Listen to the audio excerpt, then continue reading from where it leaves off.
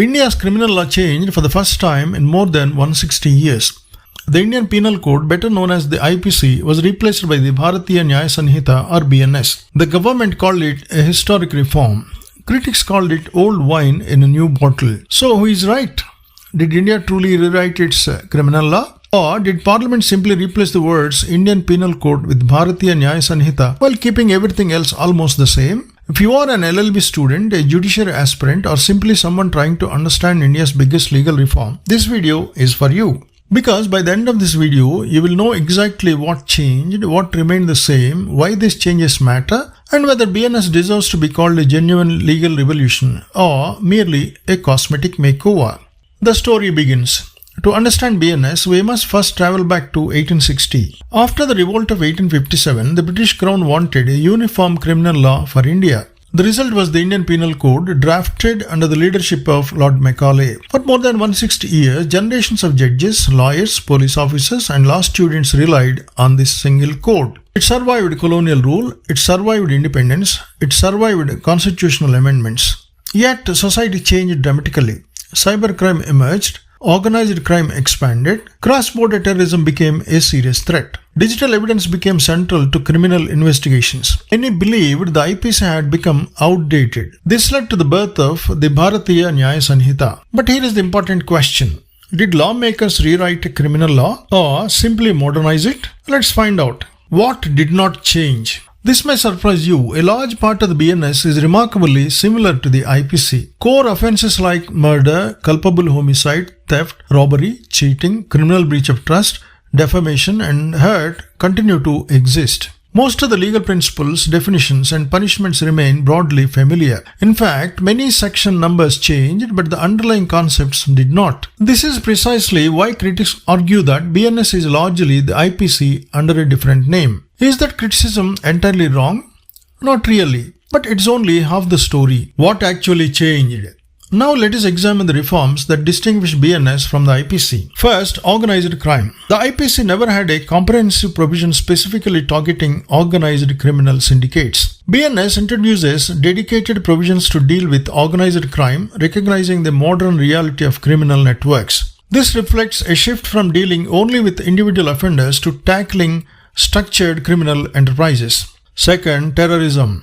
While anti-terror laws existed outside the IPC, BNS incorporates terrorism-related provisions within the criminal code itself. Supporters argue that this makes the criminal law more comprehensive. Critics worry about overlap with existing special laws. Third, mob lynching. Mob violence has become a disturbing phenomenon in recent years.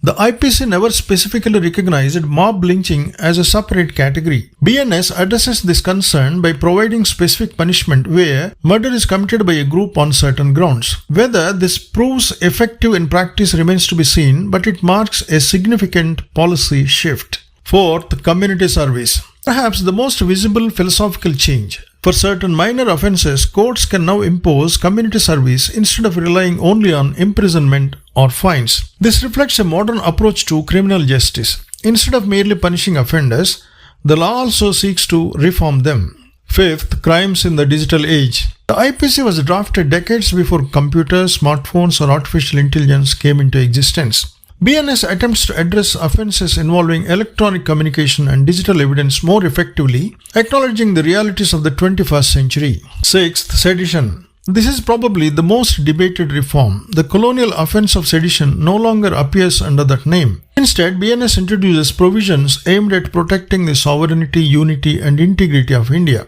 Supporters argue this removes a colonial legacy. Critics argue that although the name has changed, concerns about the scope of the offence remain. The debate continues in legal and academic circles. So, is BNS just old wine in a new bottle? The answer is neither a complete yes nor a complete no. If someone says nothing changed, that is inaccurate. If someone says everything changed, that is equally misleading. Truth lies somewhere in between. The foundation of India's criminal law remains substantially intact, but the lawmakers have renovated that foundation to address modern forms of crime and contemporary challenges. Think of it this way. The blueprint of the house is familiar, but several rooms have been redesigned, new security systems have been installed, and outdated features have been replaced. Is it the same house? Yes. Has it been significantly renovated? Also yes. That is perhaps the most accurate way to understand the Bharatiya Nyaya Sanhita. Conclusion. The IPC served India for more than 160 years. The BNS now begins its own journey. Whether history remembers it as a landmark legal reform or merely an updated version of the IPC will depend not only on the words written in the student but on how courts interpret them, how the police implement them, and how justice is ultimately delivered. Because laws alone do not transform a justice system, their implementation does. So, is BNS old wine in a new bottle? The answer is simple. It is old wine with a new blend and flavor. Some ingredients remain unchanged, others have been added for a new era. Only time will reveal whether that blend matures into a better criminal justice system.